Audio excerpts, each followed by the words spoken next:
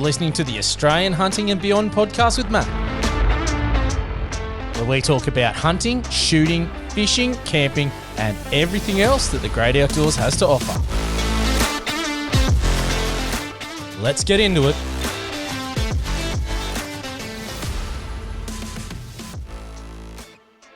I constantly harp on that I am at complete odds with social media, that sometimes I love it, sometimes I absolutely hate it. However, when I see people posting, their successes, it is one of the things that I really love about social media, and I love to find out more in the story, because sometimes that image is just not enough, and I'm very curious sort of, personality. So I've got a bloke on today who's had a great start to 2025 and picked up 2 absolute cracking bucks.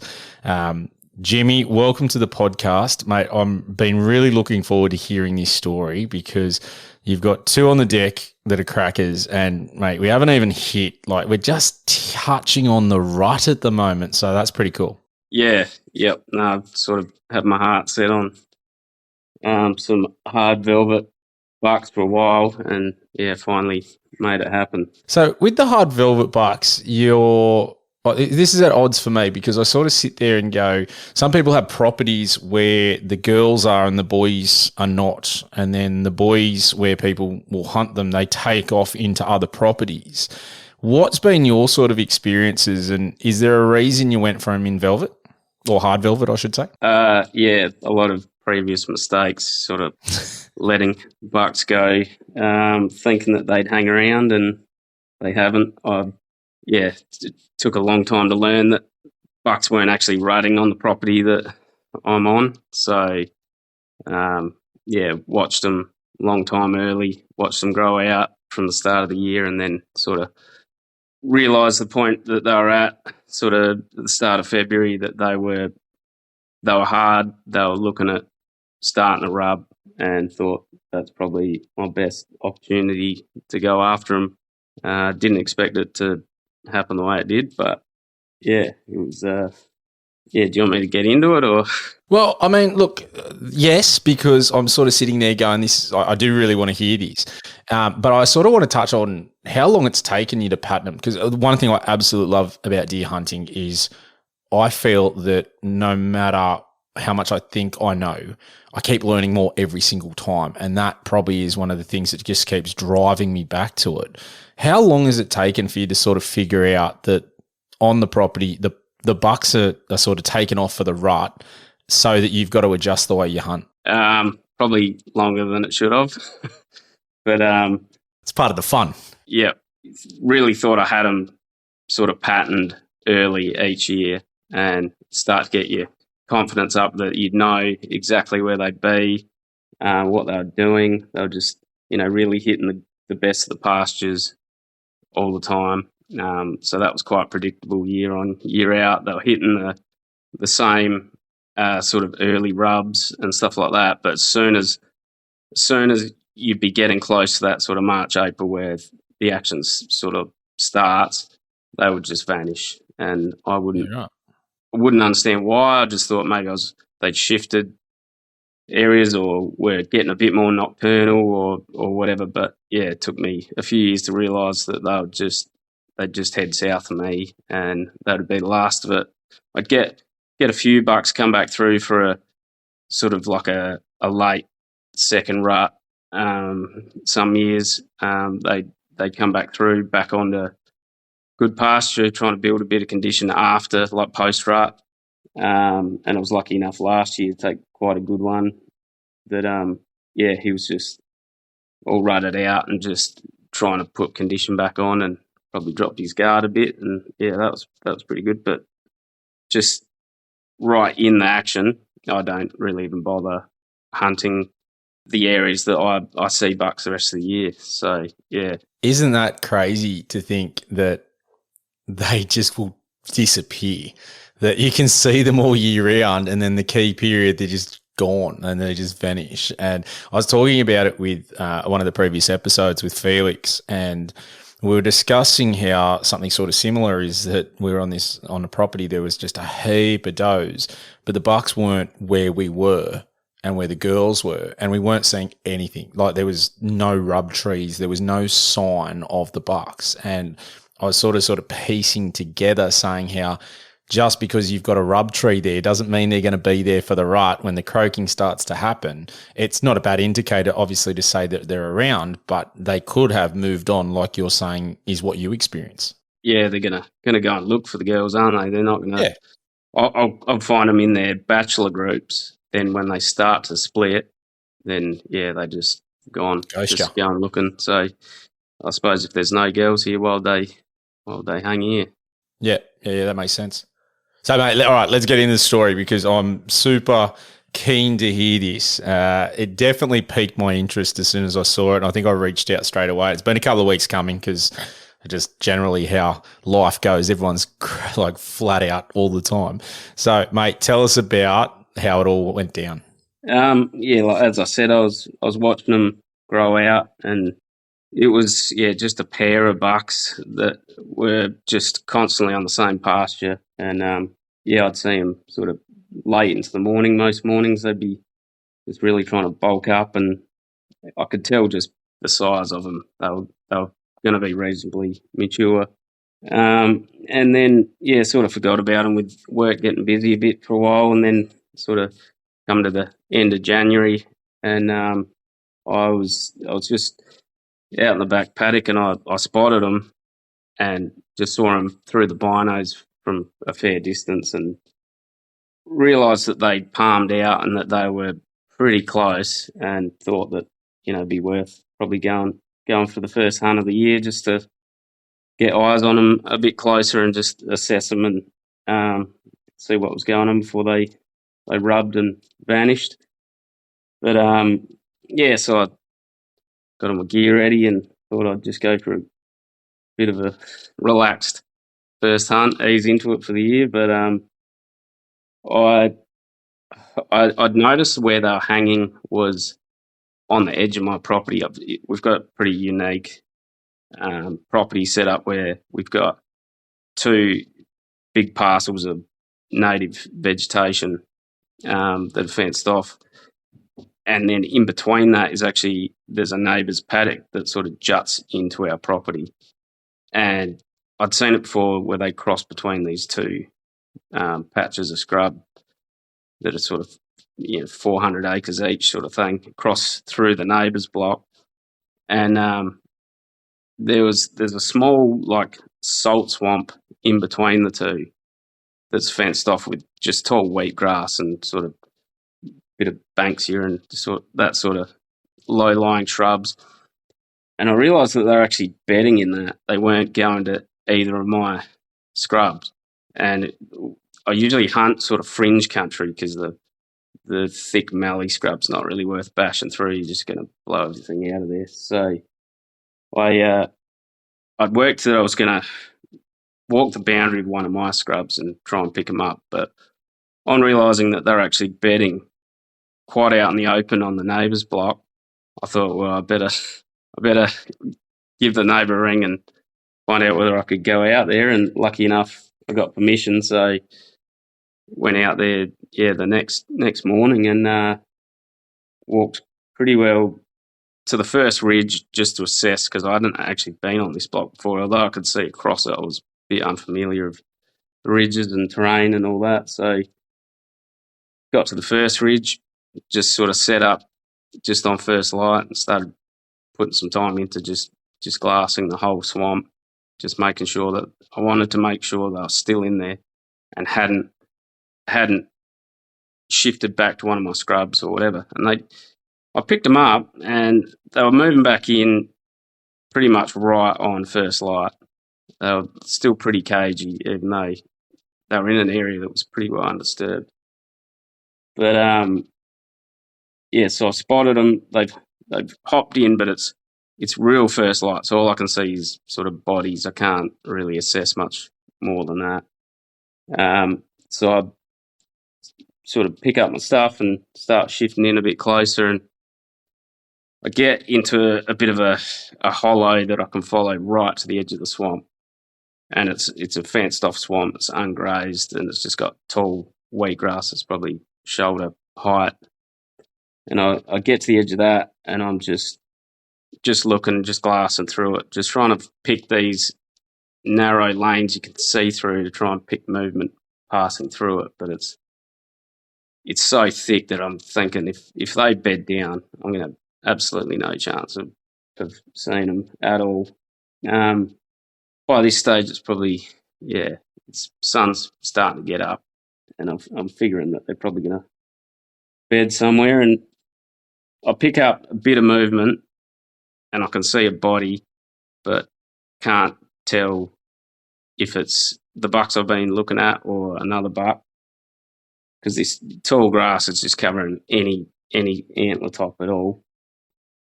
And it's probably maybe 50 metres in front of me, and then off to the left behind that buck, I can just see, like a tail flick, I can see another buck that's obstructed by another big clump of grass.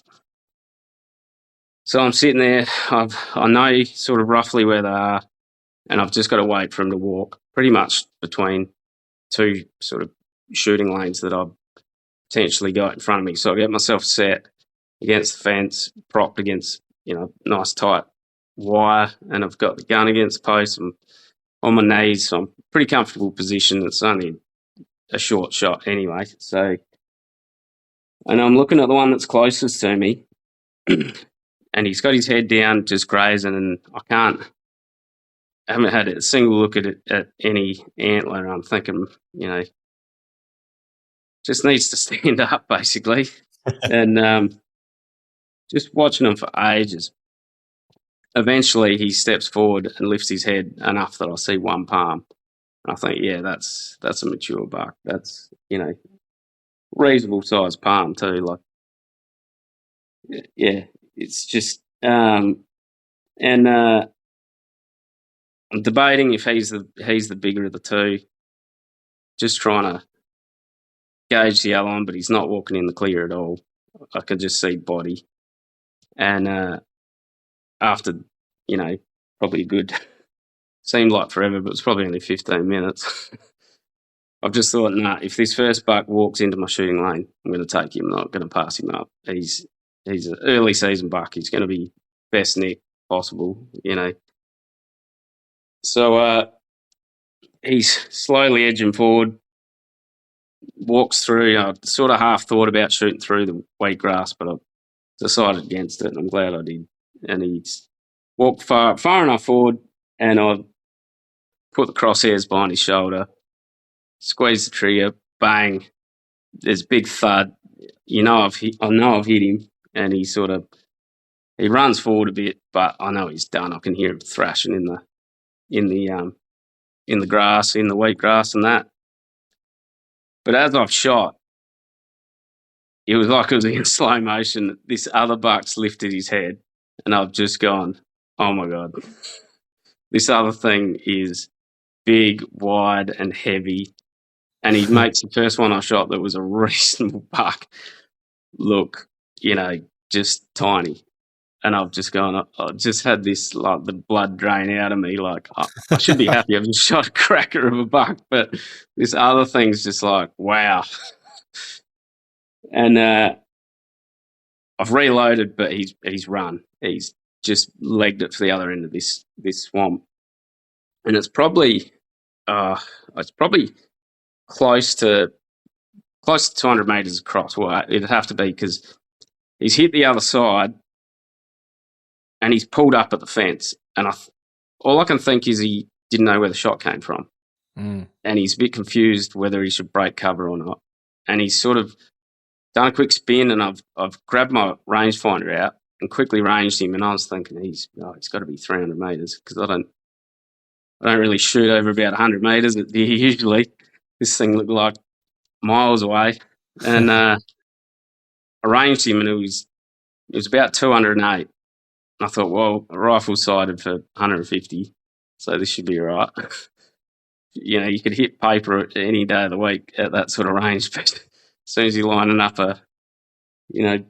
potentially a personal best buck, you start to second guess yourself.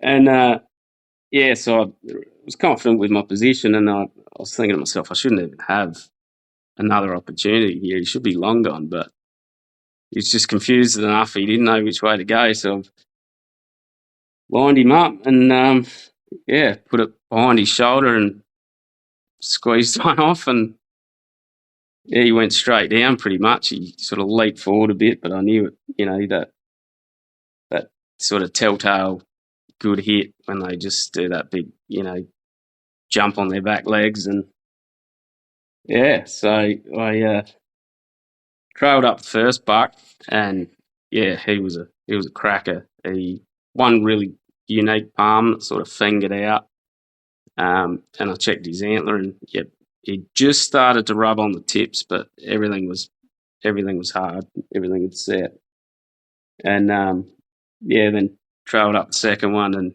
I just stood there looking at him, just couldn't believe how heavy, and he's so even and so wide, and just I hadn't seen a fallow quite that symmetrical before either. Like and a real white velvet on the antler, which lucky enough I managed to save, and I Euroed him, but he's managed to keep it from peeling. So it's a pretty handy looking head, and he was mud fat, and just couldn't believe it. Well, I mean, I don't think that happens too many times in life to get the chance for that to sort of play out the way it did. Your first one that you took down, where would that sort of sit in the whole PB system for you? Was it like right up there before you then worked out the second was just even bigger? As far as I would have been really happy with him as my first velvet buck. Like I think anyone would be pretty happy with him. I took a cracker last year, so I had to be a pretty good buck for me to sort of set myself that standard. Yeah. I'd nearly rather see other people get onto bucks and help other people out and get their, sort of personal best sort of thing. But after seeing these two, I couldn't help myself getting after them. So just the second, the bigger of the two was just, I didn't think I'd have that sort of quality of deer kicking around. It's it just blew me away.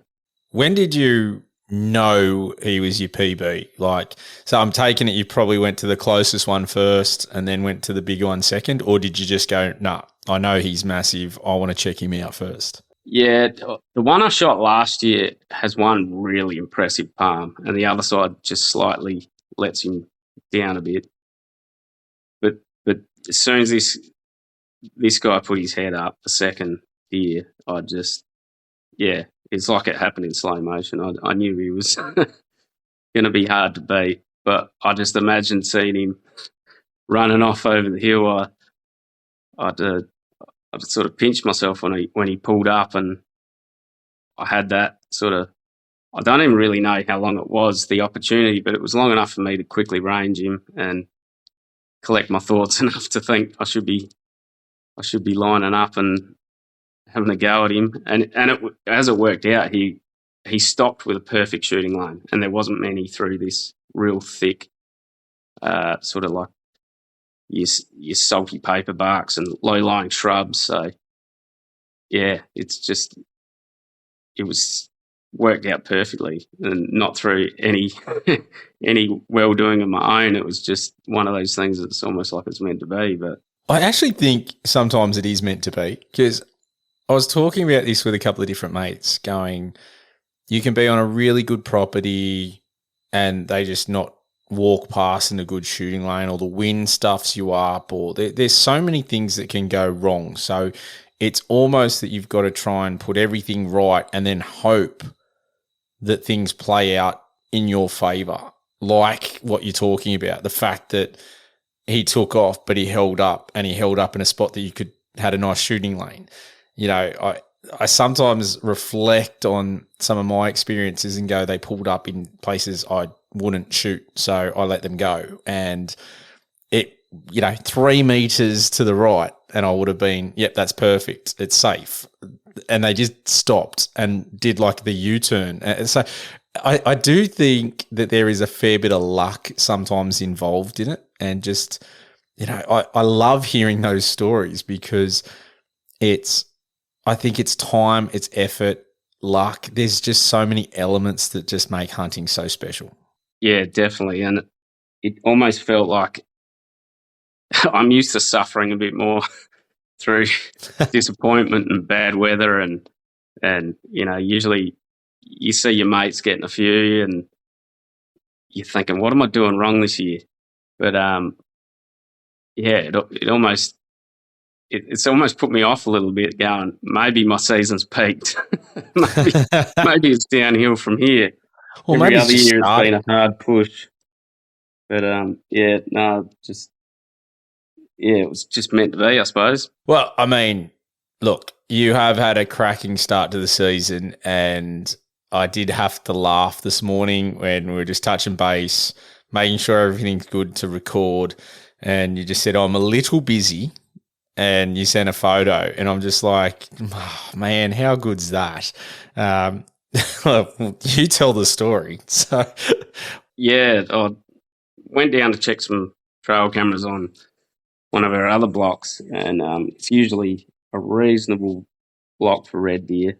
Um, Last year I had a couple of good stags hanging around, but just didn't manage to really catch up on any of my target stags. But yeah, one popped up that was a stag from last year. That was he's probably I'd probably class him as a cull. He's missing a few bits that he should have, and he's got plenty of length in his beam, but he's not real heavy. But he was hanging with another stag that kept getting on camera, and yeah, went down basically to check the cameras, and thought I better take the rifle and go for a bit of a walk while I'm down there, and yeah, managed to came over the ridge, and there he was, just grazing his way back to our private scrub, and yeah, managed to drop him out in the open, and yeah, he's probably one that needs to come out of the sort of genetics pool, but he walking up on him, it always amazes me how just their body size, just you shoot fallow for a while and you forget, and then yeah, you put one of them down, and I was struggling to roll him around by myself, carve him up. So yeah, got a cool room full of meat at the minute, and caped him out as a spare cape. He had quite a good skin on him, so kept that as a spare. And yeah, I'll probably have to keep chasing down there to see if I can catch up with his mate, but I dare say they're probably just starting to split up now. As soon as he wasn't hanging with him anymore, they probably had a bit of a biff, and he's worked out that he's not welcome anymore. so you have knocked off a couple of fallow and a red stag. So it's a great start to the year. I don't know if you peaked yet. So I'm expecting a message like in a couple of days going, oh, I found the bigger one. But what do you like chasing more? Is it the fallow? Is it the reds? Like what are you, if you had a choice, which one are you targeting? I've always probably had a soft spot for fallow, just because sort of that's been my go-to for chasing deer, and obviously they taste the best, and they're a bit more plentiful, so you can usually get onto them reasonably well. But I don't know. There's something about the reds though. They're almost like a mythical animal. They don't even seem real, and then you walk up on one, and yeah, you just think, how is something this big just silently move through the scrub? And most guys down this way wouldn't even know that they've got an animal like that wandering around their farm, sort of thing. Yeah, right. It's gets me out of bed when you're lying there and snooze your alarm at 5 o'clock in the morning, and you just think, I wonder what could be walking around out there. Well, that's the beauty, isn't it? Like you don't know what's going to be there and when and what could be, well, what could happen. And, listening back on Tony Sarris's cracking red stag, that thing's huge. And hearing his story is that it's just coincidence. Like it was, as he said, it's sort of pure luck. They didn't even know there was something that big on the property, and he just popped out while they were there in the right spot. Like you just sometimes I do talk about luck, and I think it's a big thing, but you got to be out there for that luck to happen as well. No, that's it. My first deer was a red stag, and that was a complete fluke too. So maybe there's a bit of a running bit of luck here, but I was out whistling foxes and bumped a red stag out the scrub, and you're right. Yeah, that was a bit of a, oh my God, what is that thing sort of a moment. But probably been hooked since then. So do you just chase those, or are you chasing more things? Like what does it for you? What floats your boat? Yeah, I sort of half thought about probably try and get the 6 species. Yep. Mostly just fallows and reds, because that's what's in the area. I managed to get the first rooster stag I ever seen. What year was that? That was 2022. It popped up on a camera, and I was thinking, why is this thing still growing antler when everything else is sort of done? And spoke to a few mates and realised that it was actually a rooster stag, and I'd never seen rooster on the property before, and I haven't really seen a stag here since. But managed to get him on the ground, and then all of a sudden I sort of thought, got 3 species here, I might as well keep going. So halfway there. Done been over twice to the high country, but could probably only call one a hunting trip.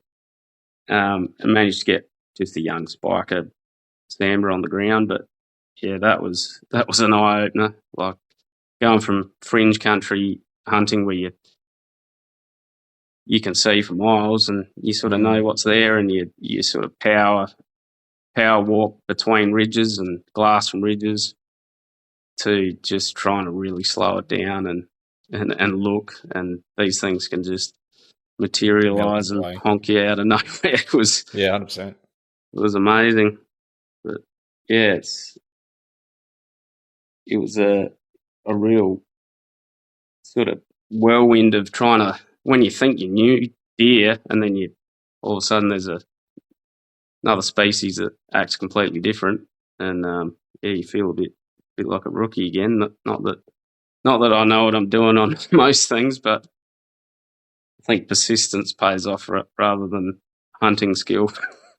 I think that's the one thing I really enjoy about the podcast, is talking to different people and picking up different things that they say. And it doesn't necessarily mean that they're always right, but they generally have something that I'll pick up and go, all right, I could apply that. It could work. It doesn't work. Whatever. Either way, that's a bit of a win, because you're still putting all these pieces together consistently. And then you change areas, or you change where you hunt, and it can sometimes just throw everything out the window as well. What have been a few things that you've learned over your time between differences? Do you approach fallow different to where you approach the reds? I guess, yeah. I suppose I've sort of found that on the block that I'm on, my home, what I call my home block, where I predominantly hunt fallow, I tend to see the bachelor mobs of bucks, but I don't really see any or little to no does. Is that all year round? You don't see does all year round? Rarely.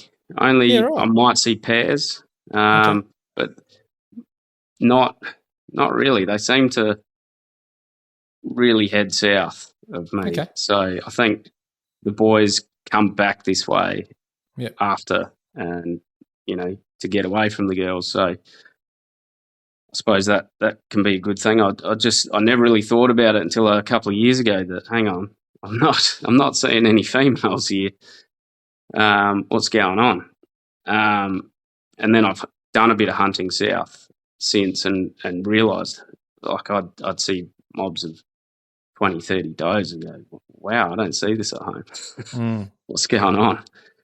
Whereas the reds, the only time I see stags is when I've been trailing hinds and had them consistently on the same feed, and I'll just keep monitoring them until eventually a stag rocks up, and then maybe a few weeks later a bigger stag will come and join up, and then when the action starts, all of a sudden the big stag's the only one with them, and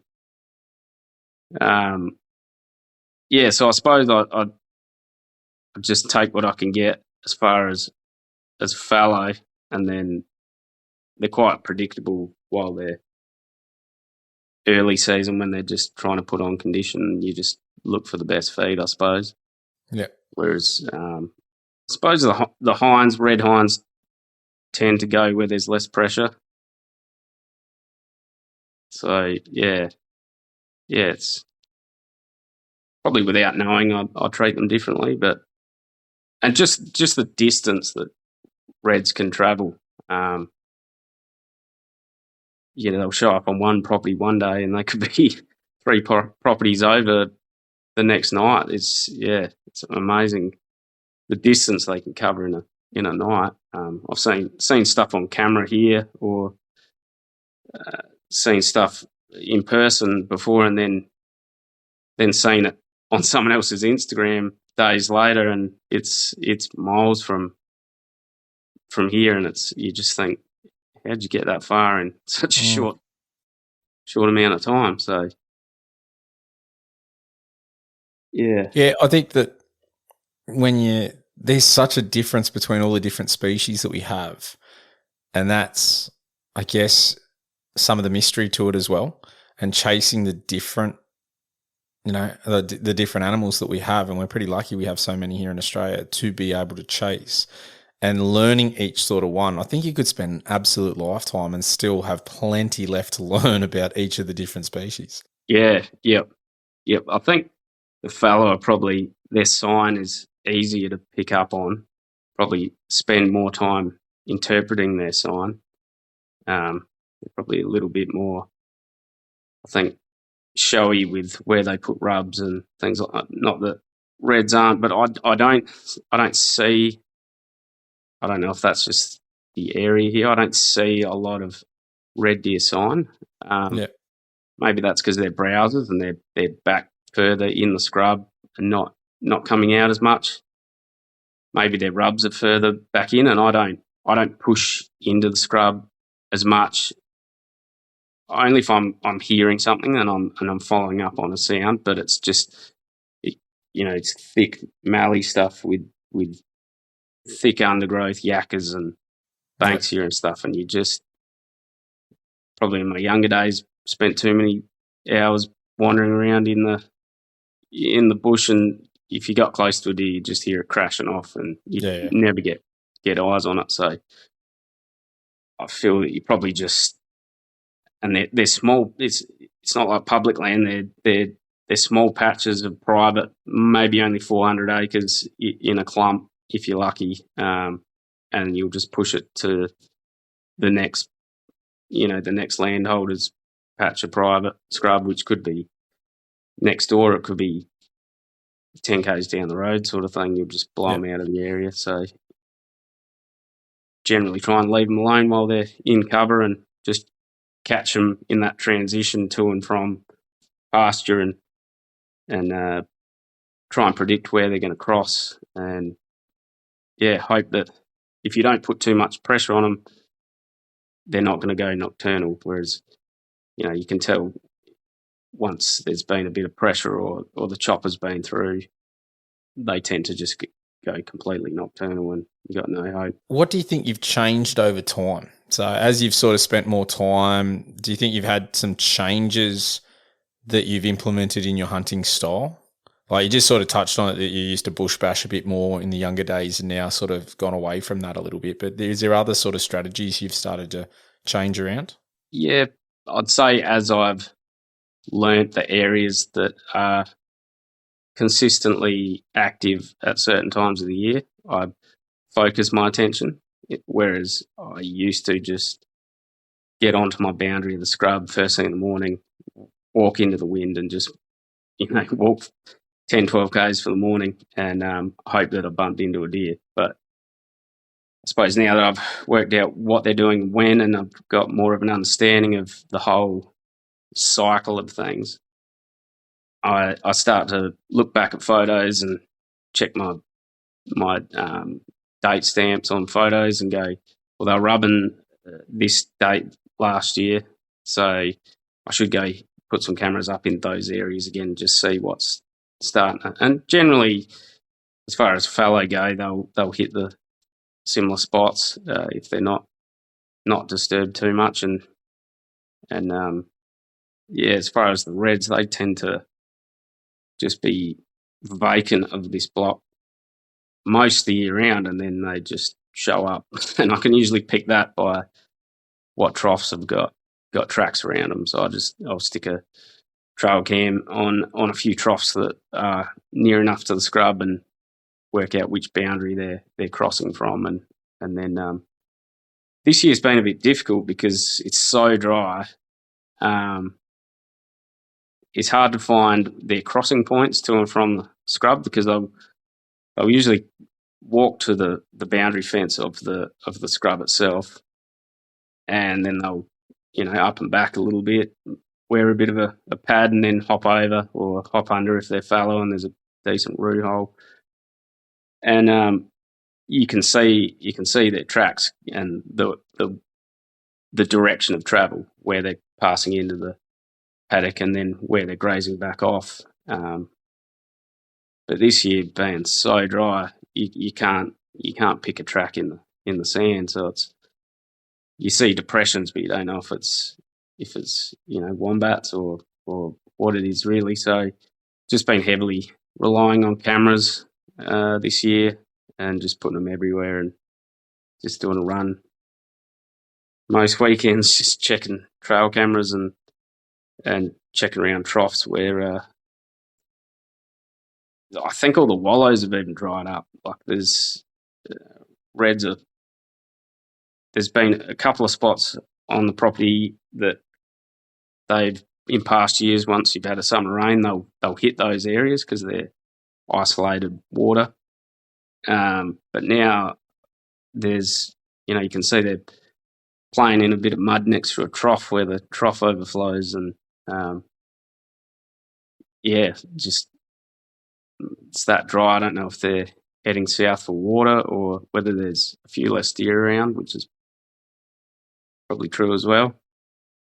It's a lie I always tell myself when I don't see deer. I think that's fair enough. I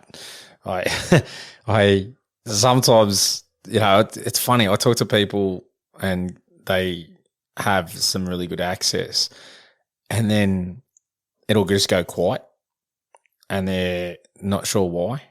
And then they'll just pop back up again. It's fascinating for me to hear all these different things because some people will just have access where they're always there and you always know and you can always go and shoot something. And then I talk to others, they've got a property like what you're saying is that they're there and then they're gone, but then they'll pop back up and then they'll take off again, just different times of year and trying to work out that pattern. I guess that's probably sort of like a bit of a chess game and how much fun you can have with sort of that side of it as well. And do you keep a journal like with how you sort of track the movements, or is it just because you hunt there so regularly that you know roughly where they're going to be? I did like the idea what you were talking about is your phone and your timestamps and dates. That's a good idea. Yeah, I mostly look back on photos and trail cam photos just to really nut down the dates of, like, I'll hunt I'll know that most things will be hard antler, where fallow was, from the 1st of Feb. I used to wait till sort of late Feb, and then a few would start to disappear. They'd rub and then move off. So I've sort of really keep track of that date when I go, right, 1st of Feb, I can actively hunt now. As far as hunting mature stuff, but yeah, I can pretty much have the luxury of hunting whenever the freezer's low if I want to. But yeah, it's that's the same speed period where it's most active, and they're more predictable, going for the good feed. Sort of late summer, it's not like there's great feed everywhere. It's usually just your rested paddocks that are the go-tos. So yeah, if you've had something that hasn't had stock in it for a month, then you can pretty well guess that that's where they're going to be going to. But yeah, just mostly looking back on old trail cam pictures and my phone, and yeah, it's as like this. The two properties that I sort of hunt in total is probably 10,000 acres, but the deer are pretty well confined to a couple of paddocks. You can disregard sort of 90% of the property, and it's. I've had people come out and go, looking at your Instagram, I'd expect to see deer everywhere, sort of thing, and it's not really the case. It's just that I'm out there every day. If I see a set of tracks while I'm, moving cows or whatever, I go and drop a trough, and there's tracks around the trough. As soon as I put cows in there, it'll push the deer out. So I'll put cameras on the two paddocks either side on their water points, and generally you can pick them up, but doesn't always mean that there's no deer there because they're not going to the water. But yeah, you can focus your attention to, not the entirety of the boundary at least. And it's being so dry. I found I've probably done a few more just sit and waits this year, not so much move around because it's hard to do quietly. Everything's a bit crunchy. So that's been a bit of trial and error. I'm not overly used to being patient enough to sit in one spot. So with the cattle moving, you do find that with both species? So do you find fallow and reds? Do you find one's a bit more tolerant of the cattle, or they both just get out of there? Yeah, I've seen reds in the same paddock. They don't seem to be overly phased, but in saying that, that's like older cows. Older cows are probably a bit more used to it, but yeah, you get a mob of steers and they're just super inquisitive. Anything different, they'll just pester. I've seen them chasing emus and stuff around before, not knowing what they are, and but I try not to hunt near the younger cattle anyway, because they see me and they come running over the gate, and there's a huge stampede of hooves coming down the hill at me, and I think, well, what's the point? You're just blowing everything away from me. So yeah, but I've seen, I've heard of young red stags sort of pestering cows before, getting a bit confused and chasing them around, but yeah, definitely fallow. I don't often see them in the same paddock, whether that's just because the feed's a bit lower or whether the cows sort of don't put up with them or vice versa. Yeah, not really sure. Yeah, I think there's so many things you hear, and then I've seen so many photos. I've had people say, oh, yep, they will not hang around with cattle. And then in another breath, I've got photos of them in with cattle, or 5 meters away. And I know on one of our latest trips, there was a pig and a fallow doe that were 5 meters apart. And we were like, I've heard so many times that will never happen. I think my mate got photos of it, and then seeing pigs with goats, and there was just a few different things. And it was like, okay, like I get that sometimes these ideas or things are from people seeing a lot, but they also might not see those interactions all the time too. And it's, again, could be just a luck of the game. But I love hearing about people's thoughts and ideas about the whole process and what they have witnessed that maybe someone else has missed. And I just don't think you can discount anything sometimes. Yeah, I think if they're different areas, probably have different pressures, and some of those pressures might push different species together, and they'll put up with each other if they're not getting shot at. But yeah, I definitely, anything I've learnt about deer, I wouldn't write in stone, because something will happen to contradict it, and then my head's spinning, thinking, well, what's going on now? Just when you think you've got something mapped out and think you start to get your head around what's going on in your area, and then you get a bit of a curveball and you just go, hang on. But yeah, I've had guys out before trying to get them their first year, and you get to the point where you think you've patterned some young deer to a point where you can be confident that you can bring somebody out, not hand it to them, but they're still going to have to work for it and still going to have to find them, but they're going to be able to come down for a weekend, at least get on some deer, and have a fair chance of something happening, because it's a big deterrence if you're just wandering around not even seeing animals. But and then they're just gone, and I think they must think I'm just taking them to the bad spots of the farm, or don't want to show your honey holes. Yeah, that's it. Yeah, I've been accused of that, especially by my brother. I think poor bugger's been out, I reckon, a dozen times, and never had an opportunity on deer. He's seen deer once, so he knows they're real, but they are there. It's not these computer-generated images that you're throwing out there. Yeah, my wife's pretty good at Photoshop. She's a photographer, so I think that's I think that is one thing I really do love about deer hunting, and I sort of see the allure of all of it, whether it be really good private access where there's a heap of deer, and then even state forest where you're just slogging it out and you don't see much at all. Just everyone hunts for different reasons, and I think that's the beauty of it, because I feel that there's something for everybody, no matter where you are at in your hunting career. It just is one of those things that if you're doing it easy and you've shot a heap of things, you've got that challenge of going to public land and that extra pressure and, less amount of animals and thicker scrub.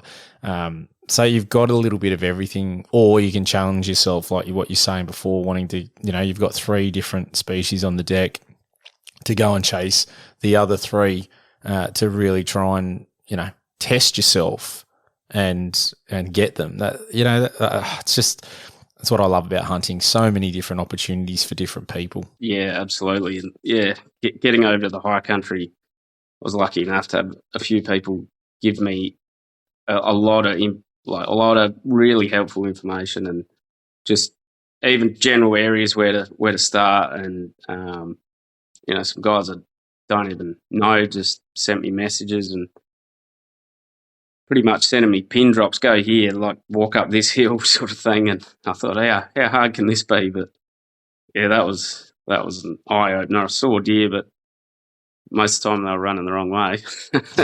They'd seen me before I even had a chance to see them, and I just thought, this is just a whole new game. Like, I felt so far out of my comfort zone that it was almost like, okay, all right, I have to really, really look into this and work it out. But yeah, as soon as I come home from the first trip over there, I was like, yeah, no, I got to go back. I can't let it beat me. I got to. And some of that country feels like it's pretty demotivating when you get to a point, bump a deer, and you go, I got a long way to walk back.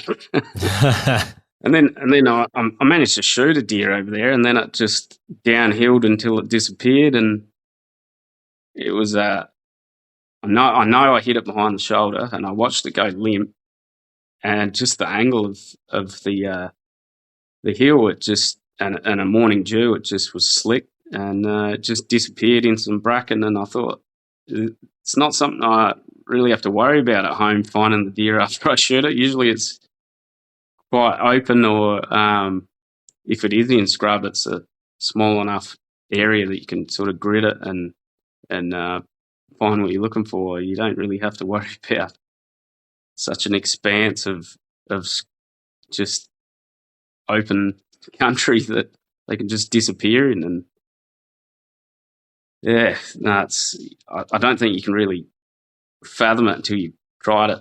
I've got some mates that want to come over and make a trip out of it, but it's, yeah, you're just going to have to let them experience it. You can't explain it to them. Oh, and again, that's the beauty of, we've got just so many different hunting spots and places and terrain and quarry that there's just something for everyone, and you're just consistently learning. And I think you always will. You can focus on one deer, and then, as you said, you can know them and be pretty confident about them, but then you go for a different species and it's just a completely different ball game. Yeah. And they all taste different too. So see, okay, that's where I must have a really rubbish palate, or like I can't really pick up on it, at all. I was talking about this with someone and saying I've had 4 different species, and if you put them on a plate and I did one by one, I wouldn't be able to tell the difference. Yeah, right. Well, I think, I don't know, I treat fallow, a lot of people call them the sheep of the deer, and, reds being sort of more like cattle, the way they act and all that. But I sort of treat them that way when I cook them as well. Like, I'm more inclined to eat just seasoned venison when it's red deer, and fallow I'll generally make sausages or more processed sort of thing. So I just think it's a bit more palatable. If someone hasn't tried venison before, I'll probably lean towards the fallow. Just seems a bit more palatable, but maybe that's because I'm shooting red stags and not as I lean towards shooting a fallow doe rather than a red hind. So you probably need a bit more seasoning on a rutting red stag, but probably. All right, so just I'm curious on your property, because your main property that you I think you said it was your home property, is that your boys or your bucks take off a bit earlier. Do you hear croaking, or is that just non-existent on your place? I've heard a couple, but nothing consistent. I think it's just them warming up early, and then I've had access to a place south of me, and if you're there the right week, you can just hear it all around, and it's a stone's throw from home. And yeah, right. Yeah, it's just incredible the way they just gravitate to that area and just decide that, I don't know what it is about home here, but I guess they're in that habit of heading south, so they'll do it, and they just keep doing that's it. where the girls are, so that's where they go. The odd time when the helicopter's been through and it's pushed deer around a bit, that's probably the only time I see sort of numbers of those out here, and I've just put it down to just pressure, but they don't hang around. Yeah, okay. It's one I sort of, just interesting to see, are they croaking early? Are they just not at all on the property? It's, fascinating. It's just, there's so much to learn and continue learning about them. Absolutely love hearing people's success stories, and you've started 2025 with a bang. So I do hope that I do see some more stuff coming up in the next couple of weeks, and I wish you all the best for the upcoming rut and roar, and hope you get a couple more on the deck, mate. Yeah, thank you. You too. Hope you managed to get one down at Crow Camp. No, I hope so. I really look, not even for me. I just hope we get a couple on the deck. If I get one, great. If I don't, that's life. I'm just more excited trying to get Frankie's brother and cousin. I think I won't even pull the trigger. If they're with me and we see something, I'm not even going to bother with the rifle. It's just them. I want them to have those bragging rights on Frank. That's just what I'm after. And I know you're listening to this, Frank, and I know you're sweating with the pressure, mate. I know it. So, all right, Jimmy, mate. Thank you for coming on the podcast. Really enjoyed hearing about it, mate. And what a way to start 2025. I do wish you all the best. And all right, listeners, bye for now. You've been listening to the Australian Hunting and Beyond podcast with Matt. Thanks for tuning in and can't wait to catch you next time. But in the meantime, if you want more, you can find it at linktr.ee/Australian Hunting and Beyond. That will give you our YouTube, Instagram, X, Facebook, you name it. We'll catch you next time.